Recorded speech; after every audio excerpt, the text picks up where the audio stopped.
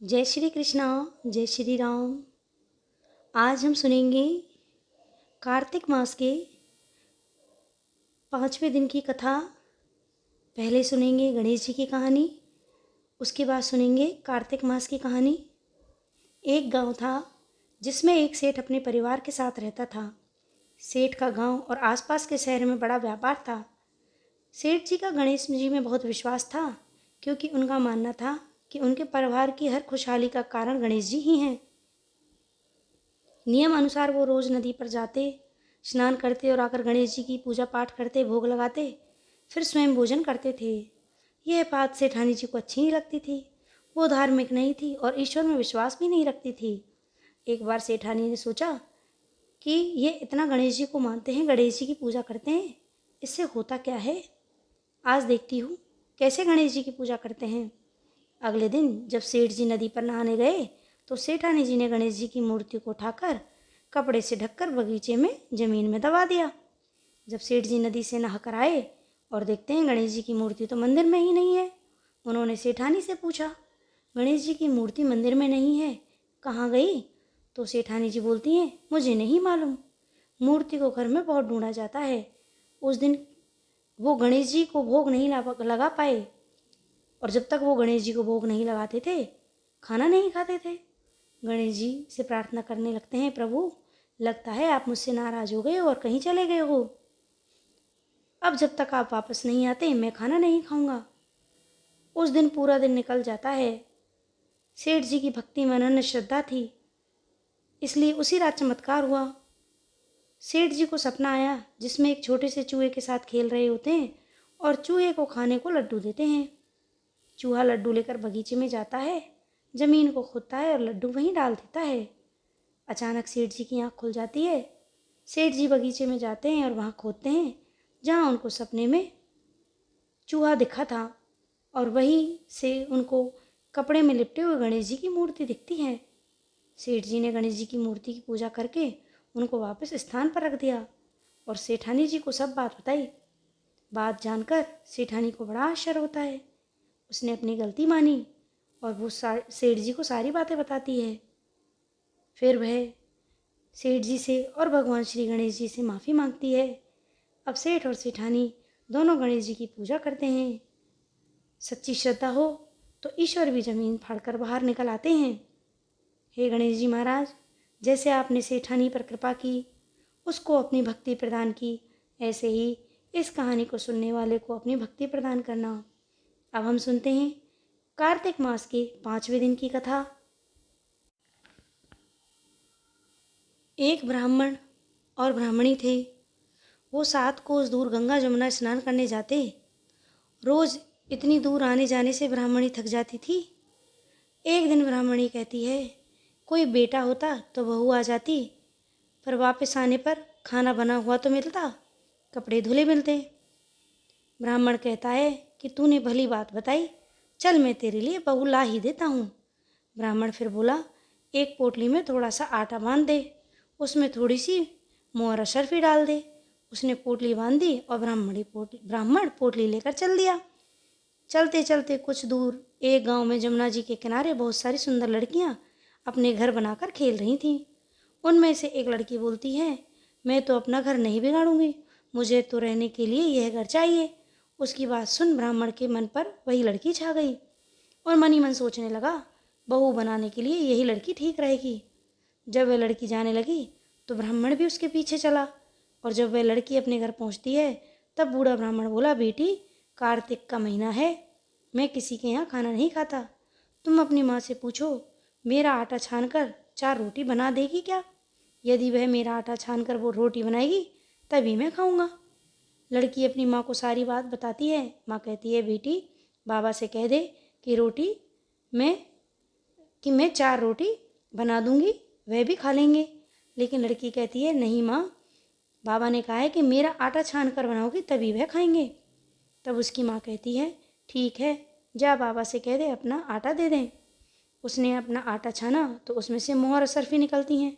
वह सोचती है, जिसके आटे में इतनी मोहर अशर्फी हैं उसके घर न जाने कितनी होंगी। जब ब्राह्मण रोटी खाने के लिए बैठा तो लड़की की माँ बोली, बाबा तुम लड़के की सगाई करने जा रहे हो?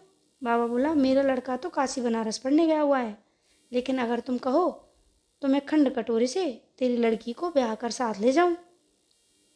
लड़की की माँ बोली, ठीक है बाबा। वह ब्याह कर लाया। घर आकर बोला, रामू की माँ दरवाज़ा खोल कर देख, मैं तेरे लिए बहू लेकर आया हूँ। आकर बहू का स्वागत सत्कार कर ब्राह्मणी बोली, दुनिया ताने मारती थी, अब तू भी मार ले। हमारे तो 7 जन्म तक कोई बेटा बेटी नहीं है, बहू कहाँ से आएगी? ब्राह्मण बोला, ना तू दरवाज़ा तो खोल। ब्राह्मणी ने दरवाज़ा खोला तो सामने बहू खड़ी देखी। तब वह आदर सत्कार से बहू को अंदर ले आई।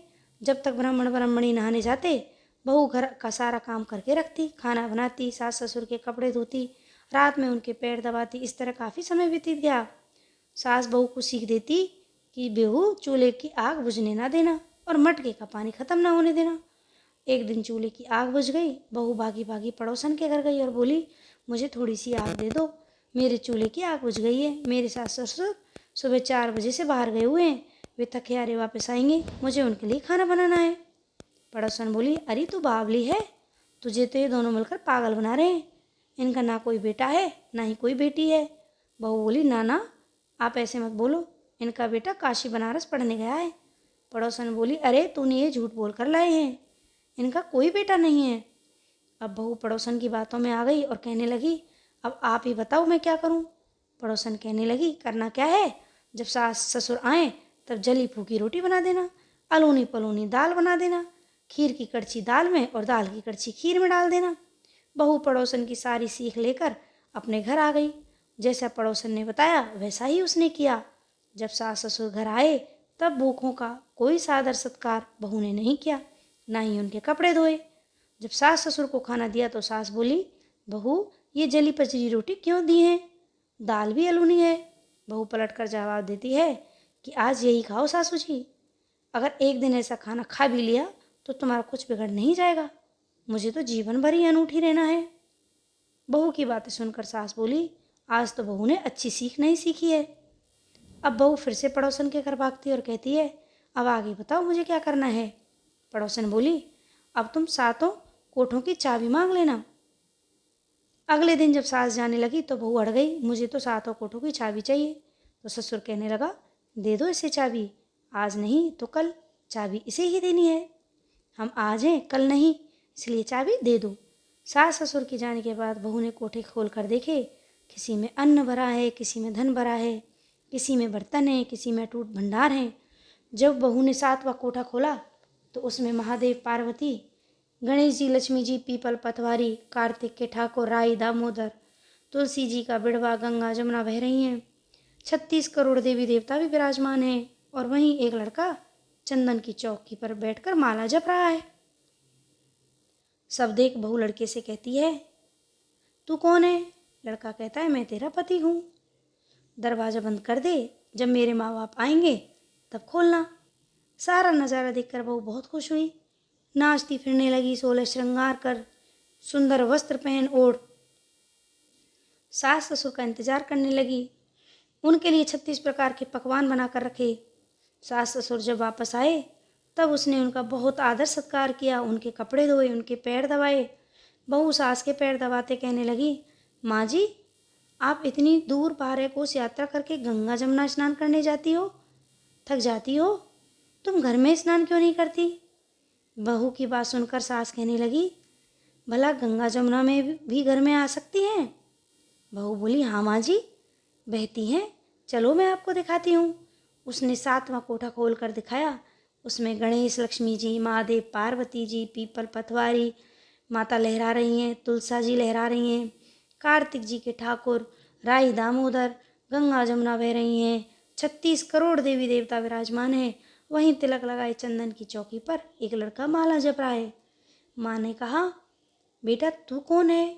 लड़का बोला, माँ मैं तो तेरा बेटा हूँ। बुढ़िया फिर बोली, तू कहाँ से आया? लड़के ने कहा, मुझे कार्तिक देवता ने भेजा है।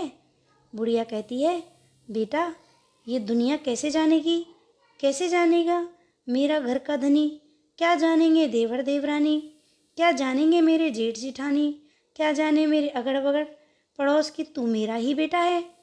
बुढ़िया ने विद्वान पंडितों से सलाह ली तो वह बोले, इस पार बहू बेटा साथ खड़े हो जाएं और उस पार बुढ़िया खड़ी हो जाए।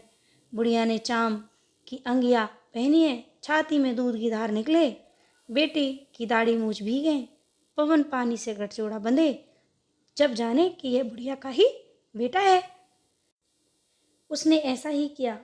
चाम की अंगिया फट गई, छाती में से दूध की धार निकली, बेटे की दाढ़ी मूछ भीग गई, पवन पानी से बहू बेटे का गठजोड़ा बन गया। ब्राह्मण ब्राह्मणी की खुशी का पार ना रहा, वे बहुत खुश हुए। हे कार्तिक के ठाकुर, हे राई दामोदर भगवान, जैसे बहू बेटा उसको दिए वैसे सभी को देना। हे प्रभु, बूढ़े और बुढ़िया की तरह सभी पर कृपा करना, सभी को अपनी भक्ति प्रदान करना। जय श्री कृष्णा।